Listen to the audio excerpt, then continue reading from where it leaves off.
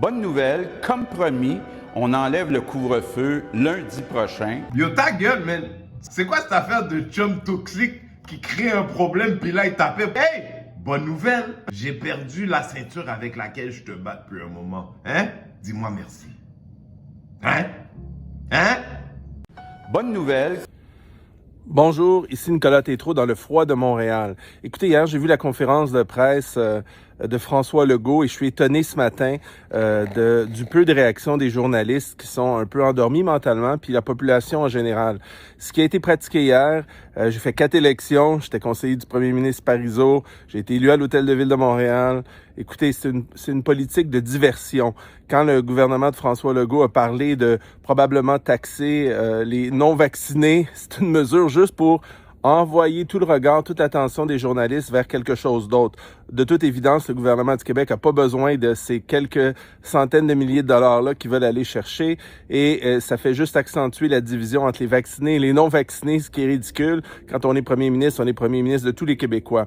La question, c'est que le nouveau remplaçant du docteur Arruda, sa fille travaille au cabinet de Christian Dubé, donc une autre politique, une autre nomination partisane qui va faire en sorte que cette personne va pouvoir avaliser, accepter tout ce que François Legault va dire et son gouvernement.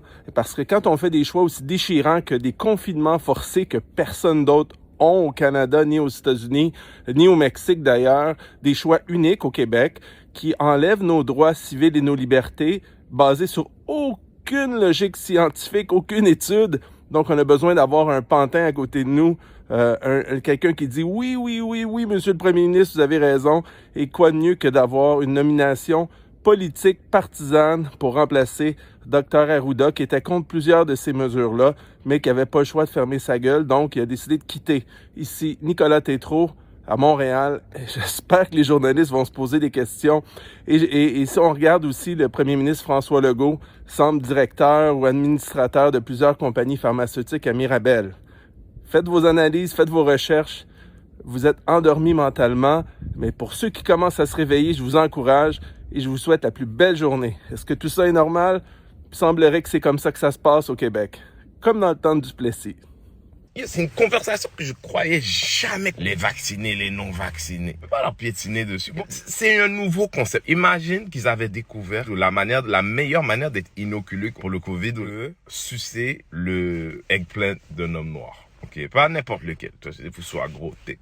Ok, prime abord, tu veux ne pas avoir le COVID, tu comprends? Pas un bail, tu veux. Mais là, on vient de t'annoncer un bail que si t'es beaucoup de choses, entre autres, un homme, une femme, qui n'est pas familière avec le eggplant d'un homme noir. Dans les contextes. Tu vois, je veux dire, on t'a introduit à un concept qui était comme moi, je suis pas prêt encore. Puis là, les gens sont comme, ah ouais, toi, franchement, là, on veut éradiquer le COVID, puis tu veux pas sucer de graines noires, là, c'est ça qui se passe, là. C'est ça qui se passe, là. Là, à cause de toi, là, ça, là. Come on, guys. Pas comme ça marche, là, like. Bad boy.